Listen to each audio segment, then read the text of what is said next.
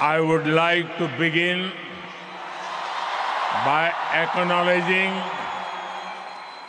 the traditional owners of the land on which we meet, and I pay my respects to their elders, past, present, and emerging.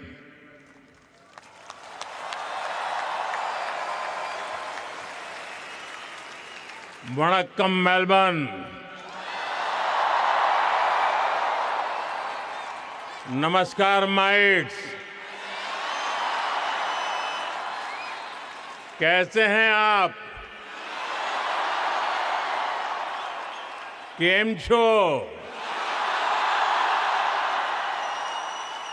ये show Housefull है, blockbuster है।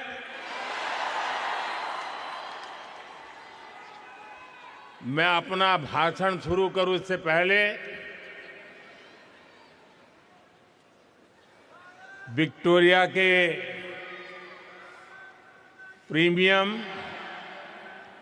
और मेरे मित्र प्रधानमंत्री जी के सम्मान में आप सब अपने मोबाइल फोन की फ्लैश लाइट बजा के इनको सम्मानित कीजिए।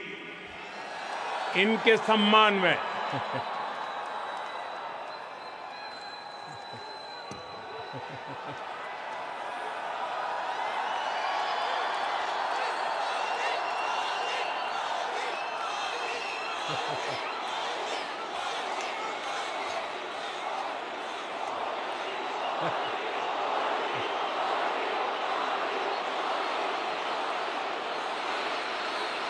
साथियों, इससे पहले मैं 2 बार सिडनी में आप सबसे मिला था।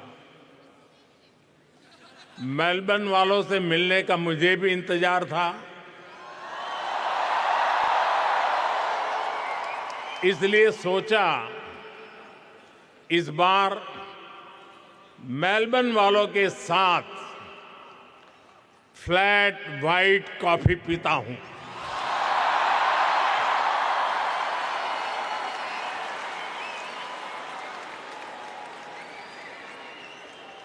साथियों, जिस एनर्जी से आप सभी ने,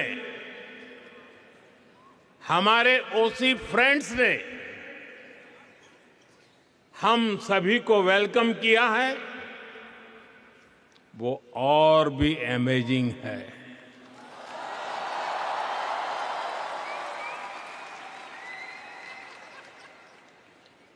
मेलबर्न ने एक तरह से मैदान मार लिया है।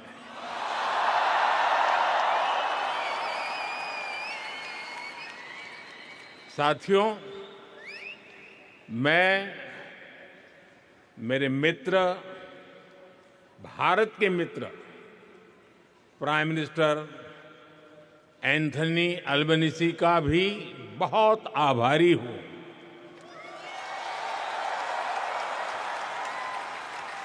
आप सिडनी में भी साथ थे और आज यहां मेलबर्न में भी भारतीय कम्युनिटी के बीच आए हैं।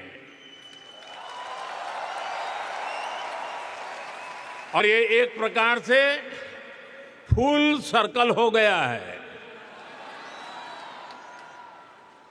अहमदाबाद, जहां दुनिया का सबसे बड़ा क्रिकेट ग्राउंड है,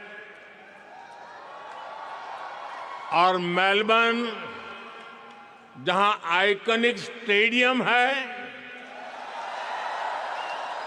हम दोनों साथ रहे हैं। और साथियों, हम सभी ने देखा है, प्राइम मिनिस्टर अल्बनीज़ी जब बोलते हैं तो भारतीयों के दिल और दिमाग में छा जाते हैं।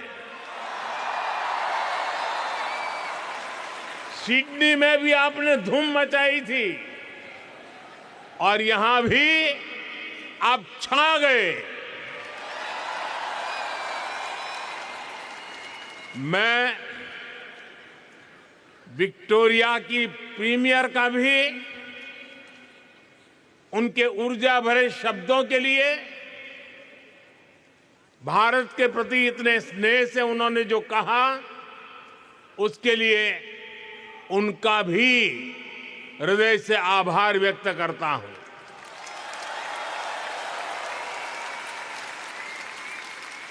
साथियों, मैं जब साल 2014 में ऑस्ट्रेलिया आया था, तो 28 साल के बाद भारत का कोई पीएम यहां पहुंचा था।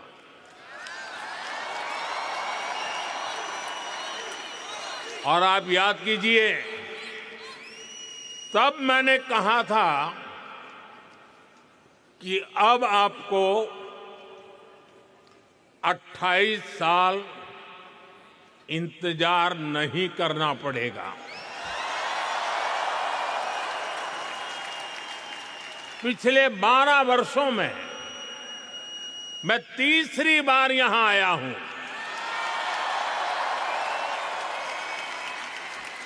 यानी इस बार हैट्रिक लगी है।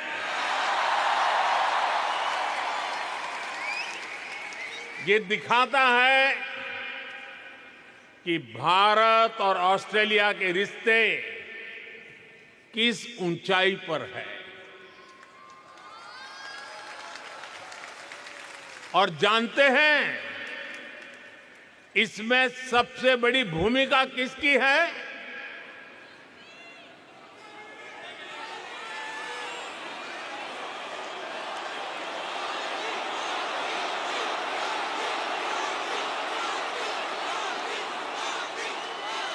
मोदी की नहीं, इसमें आप सभी साथियों की भूमिका है। इंडियन डायस्पोरा की भूमिका है। साथियों, कहते हैं कि मेलबर्न शहर एक दिन में ही 4 सीजन के दर्शन करा देता है।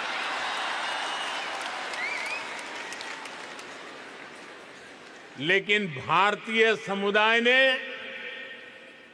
अपने कल्चरल कलर से इसको और वाइब्रेंट बना दिया है। यहां मेलबर्न में और आसपास काफी ऐसे स्थान हैं, ऐसे मार्केट्स हैं जो भारतीयता के रंग से भरे हैं। कोई इन्हें लिटिल इंडिया कहता है, कोई मिनी इंडिया कहता है। नाम जो भी हो, लेकिन रंग भारतीयता से भरे हुए हैं।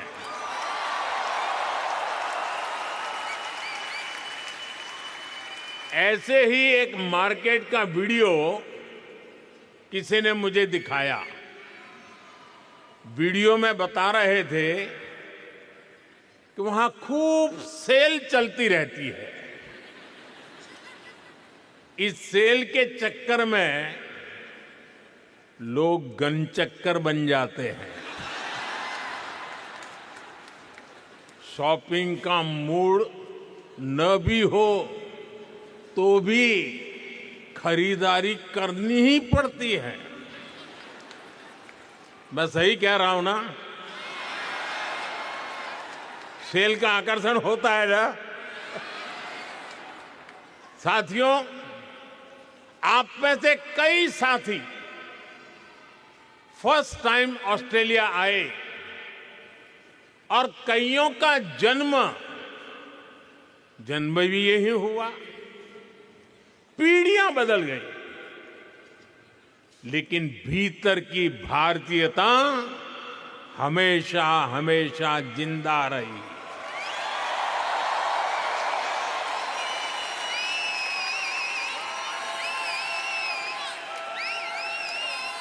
यहां कई सारे साथी ऐसे होंगे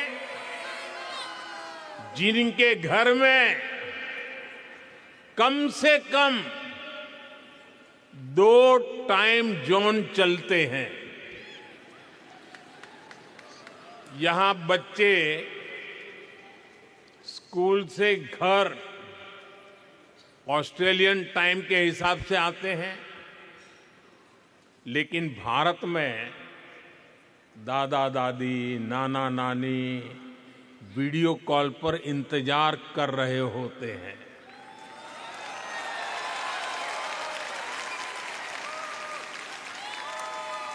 यहां वीकेंड होता है तो भारत में किसी शादी की लाइव स्ट्रीमिंग चल रही होती है।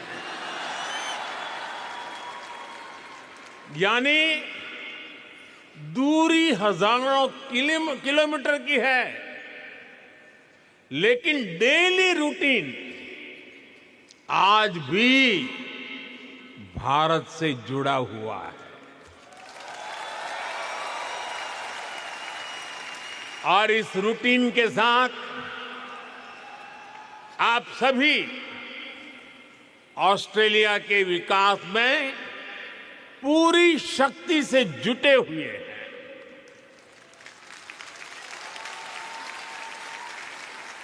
मुझे आप सब पर गर्व है।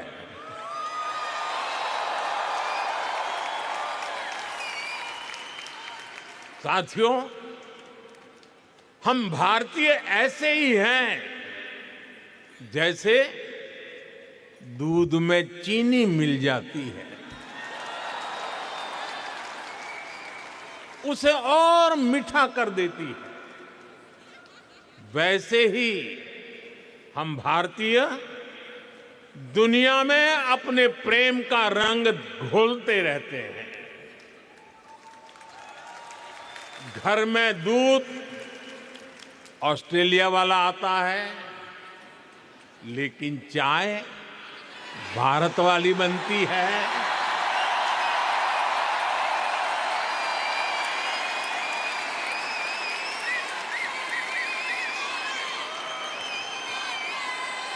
अरे चाय वाला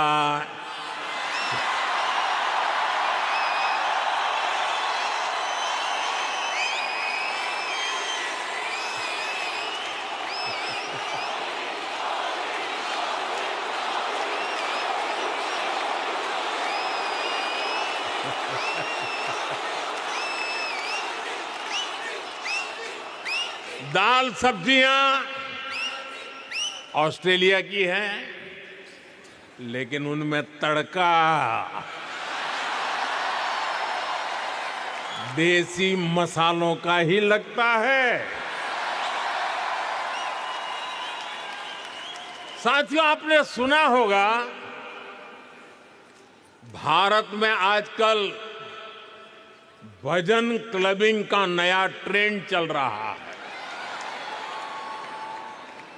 इसको हमारी जैन जी ड्राइव कर रही है। और यहां ऑस्ट्रेलिया में भी मैंने सुना है कि आपका वीकेंड आस्था और आध्यात्म से भरा रहता है। कहीं किसी के घर भगवान सत्यनारायण की कथा, कहीं गुरुद्वारे में अरदास,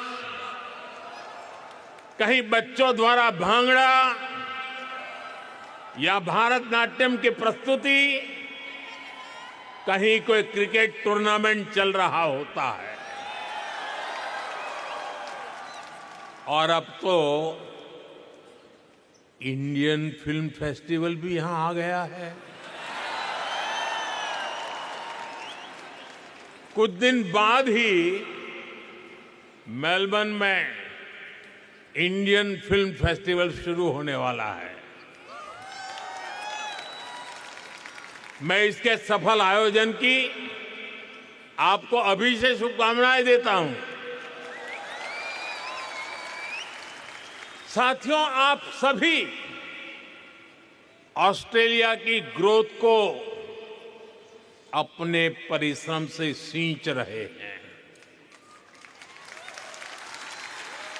लेकिन मैं जानता हूं कि आपकी एक नजर भारत पर लगातार रहती है।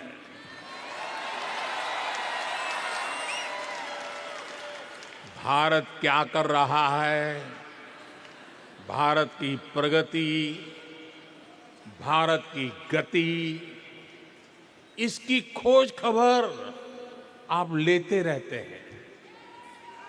साथियों, 21वीं सदी का भारत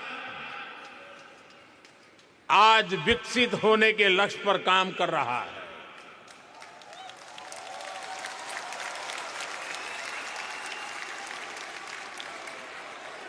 एक सपना पूरा होता है तो नया सपना जन्म ले लेता है।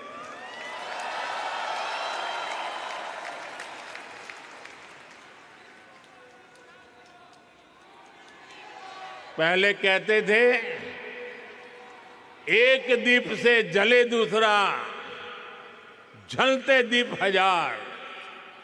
आज मैं कहता हूं, एक सपने से जन्मे दूसरा सपना, सपने जन्मे हजार।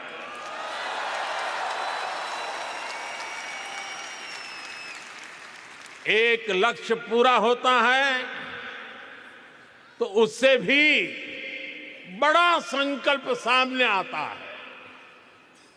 ये वो भारत है जो कहता है, ग्रो मोर, अचीव मोर। हम 140 करोड़ एस्पिरेशन से भरे राष्ट्र है। हम अधीर है, बेसब्र है। हम दुनिया की सबसे तेजी से बढ़ती इकोनॉमी है, लेकिन हम जल्द से जल्द दुनिया की टॉप 3 इकोनॉमी बनना चाहते हैं, क्योंकि हमारी प्रेरणा है, grow more, achieve more. Grow more, grow more, grow more. साथियों, आपने भी देखा है, भारत ने मून के साउथ पोल पर चंद्रयान लैंड कराया।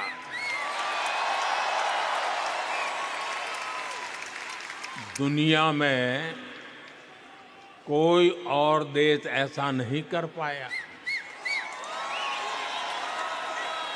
लेकिन भारत इतने भर से संतुष्ट नहीं रहा, क्योंकि भारत कहता है, ग्रो मोर,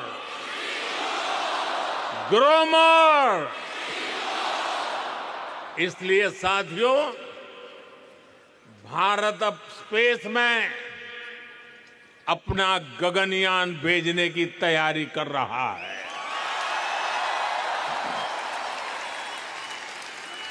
भारत अब अपना स्पेस स्टेशन बनाने के लक्ष्य पर चल रहा है। साथियों, कुछ साल पहले तक 5G टेक्नोलॉजी को लेकर बड़े सवाल देश के सामने थे। कब लॉन्च होगी, कैसे रोल आउट होगा, कितना समय लग जाएगा। हमने 2022 के अंत में 5G रोल आउट करना शुरू किया और आज भारत के 99% डिस्ट्रिक्ट इससे कवर हो चुके हैं। और आपको खुशी होगी दोस्तों, भारत 5G का फास्टेस्ट रोल आउट करने वाले देशों में से एक देश है।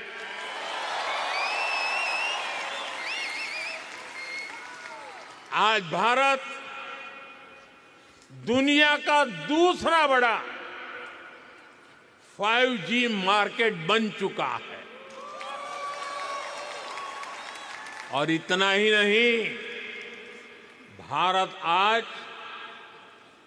Made in India 6G technology पर तेजी से काम कर रहा है।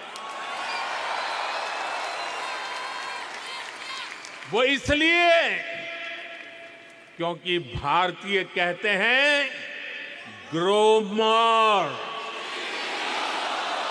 Grow more. साथियों, पिछले 12 वर्षों में भारत के 2 दर्जन से अधिक शहरों में मेट्रो नेटवर्क पहुंच चुका है। आज भारत में हर दिन 1.25 करोड़ से अधिक लोग मेट्रो में सफर करते हैं। भारत दुनिया का तीसरा बड़ा मेट्रो नेटवर्क वाला देश है। लेकिन हम भारतीय इससे भी संतुष्ट नहीं है। हम कहते हैं ग्रो मोर, ग्रो मोर। इसलिए हम भारत में नमो भारत रैपिड रेल और वंदे भारत जैसे सेमी हाई स्पीड नेटवर्क को तेजी से बढ़ा रहे हैं। एक और उदाहरण मेक इन इंडिया का है। बीते 12 वर्षों में make in India global brand बन गया है। हमारे मोबाइल फोन, हमारे इलेक्ट्रॉनिक्स दुनिया भर में पहुंचे। हमारे ऑटोमोबाइल, हमारे फार्मा प्रोडक्ट्स का ग्लोबली और विस्तार हुआ। भारत के डिफेंस प्लेटफॉर्म की कैपेबिलिटी और क्रेडिबिलिटी दुनिया देख रही है।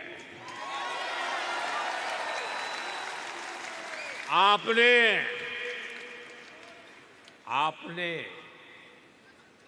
ऑपरेशन सिंदूर के दौरान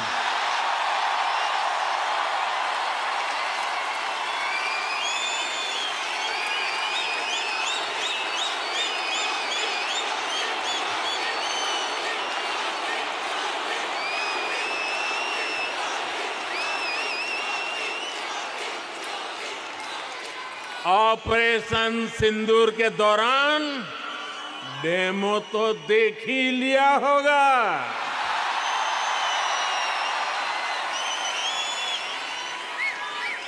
धमाके आतंकियों के अड्डों पर हो रहे थे और गूंज पूरी दुनिया में सुनाई दे रही थी।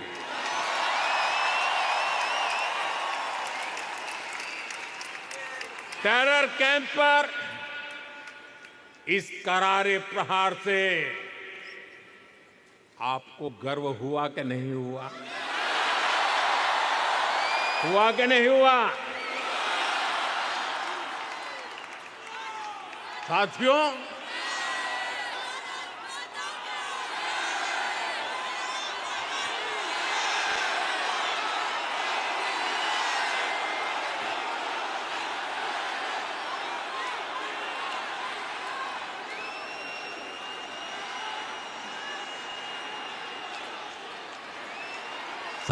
भारत इतने पर ही रुकना नहीं चाहता। भारत कह रहा है ग्रो मोर, ग्रो मोर। इसलिए आज चिप से लेकर शिप तक मैन्युफैक्चरिंग का भारत में एक नया इकोसिस्टम डेवलप किया जा रहा है। साथियों, भारत के बड़े सपनों, बड़ी एस्पिरेशंस की नींव है भारत का नागरिक, वी द पीपल, और इन सपनों को एनर्जी दे रहा है। पीपल फर्स्ट यानी नागरिक देवो भव का मंत्र, ये आज के भारत की गवर्नेंस का मूल मंत्र बन गया है। मैं आपको अटेस्टेशन का उदाहरण देता हूं। अटेस्टेशन की मजबूरी कुछ साल पहले तक बहुत कॉमन हुआ करती थी। यानी कुछ भी करना हो, कहीं भी अप्लाई करना हो, अपने डॉक्यूमेंट किसी अधिकारी से अटैच कराने ही पड़ते थे। कतार में खड़े रहना पड़ता था सुबह सुबह, और क्या काम था? ये बताने के लिए कि हां तुम वही हो।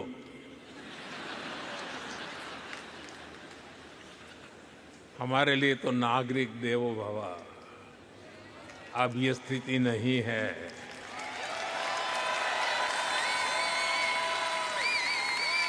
अब ज्यादातर काम सेल्फ अटेस्टेशन से ही चल जाता है। वहां से जो यात्रा शुरू हुई वो भारत में डिजी लॉकर तक पहुंच गई है। एक ऐसी डिजिटल व्यवस्था जिसमें भारतीय अपने डॉक्यूमेंट्स डीजी फॉर्मेट में रख सकते हैं। इसमें एक क्लिक में डॉक्यूमेंट शेयर होता है, वेरीफाई होता है, एक्सेप्ट होता है। साथियों, व्यवस्था बनाना एक चीज है, उसे स्केल और सिक्योर फीचर के साथ बनाना बहुत बड़ी उपलब्धि होती है। आप जानते हैं कि आज भारत में डिजी लॉकर के कितने यूजर हैं? मैं जानता हूं आंकड़ा जरा याद रखना कठिन है। इस वक्त 70 करोड़ यानी 700 मिलियन से ज्यादा डिजी लॉकर यूजर हैं, और इनमें 850 करोड़ से अधिक डॉक्यूमेंट स्टोर है। 850 करोड़ से अधिक। साथियों, नागरिक देवो भव का एक उदाहरण हमारा हेल्थ केयर सिस्टम है। आज करोड़ों भारतीयों के पास एक सिक्योर डिजिटल हेल्थ आईडी है। इसमें हेल्थ रिकॉर्ड्स की पूरी हिस्ट्री डिजिटली स्टोर होती है। इससे भारत में डायग्नोसिस और बेहतर हो रहा है, और इससे इलाज की व्यवस्था और सुधर रही है। यही नहीं, टेली कंसल्टेशन का चलन भी तेजी से आगे बढ़ रहा है। भारत का एक ई संजीवनी प्लेटफॉर्म है। इससे अभी तक 48 करोड़ यानी 480 मिलियन टेली कंसल्टेशन हो चुकी है। इस प्लेटफॉर्म से 2.25 लाख से अधिक हेल्थ केयर प्रोवाइडर जुड़े हैं। साथियों, एक जमाने में आप सभी ने पासपोर्ट से जुड़ी परेशानियां भी सही होगी। आप याद कीजिए, कितने हफ्ते लगते थे पासपोर्ट बनने में, लेकिन आज पासपोर्ट औसतन कुछ ही दिनों में मिल जाता है।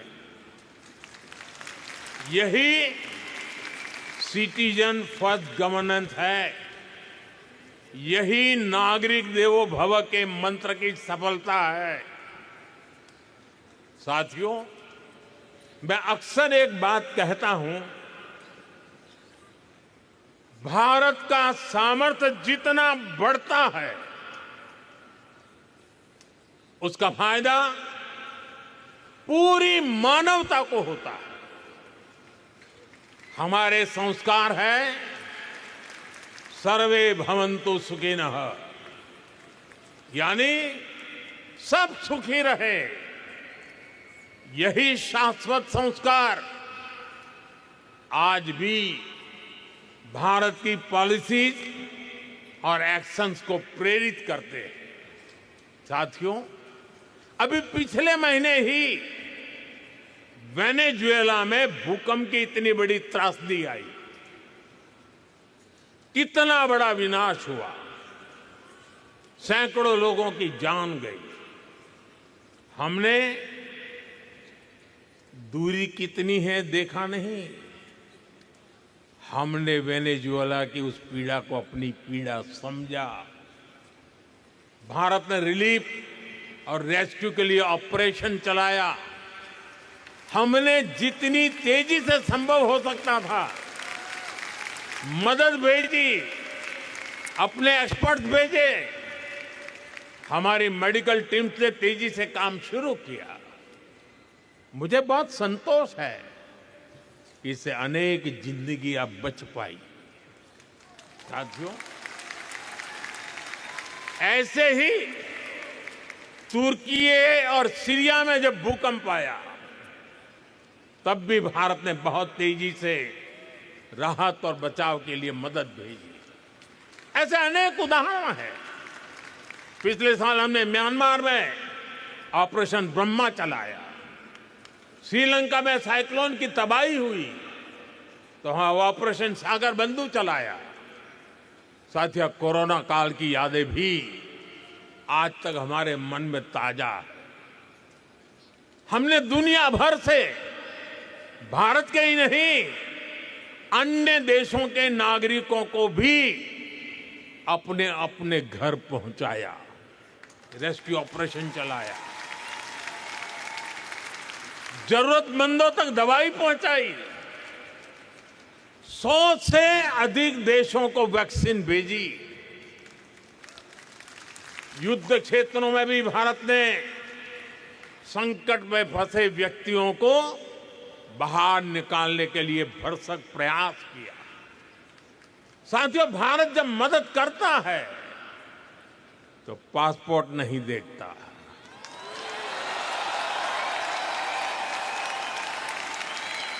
भारत जब मदद भेजता है तो पासपोर्ट का रंग नहीं देखता। इसलिए दुनिया भी भारत पर इतना विश्वास करती है। साथियों, मैं जानता हूं कि मानवता के हित में काम करने में ऑस्ट्रेलिया की भी बहुत बड़ी भूमिका है। ये हम दोनों देशों की पार्टनरशिप का एक अहम पिलर है और हम दोनों देशों की साझेदारी को एक और सेक्टर मजबूती देता है। ये सेक्टर है स्पोर्ट्स, खेलकूद। स्पोर्ट्स की दुनिया में ऑस्ट्रेलिया अपने आप में एक ब्रांड है।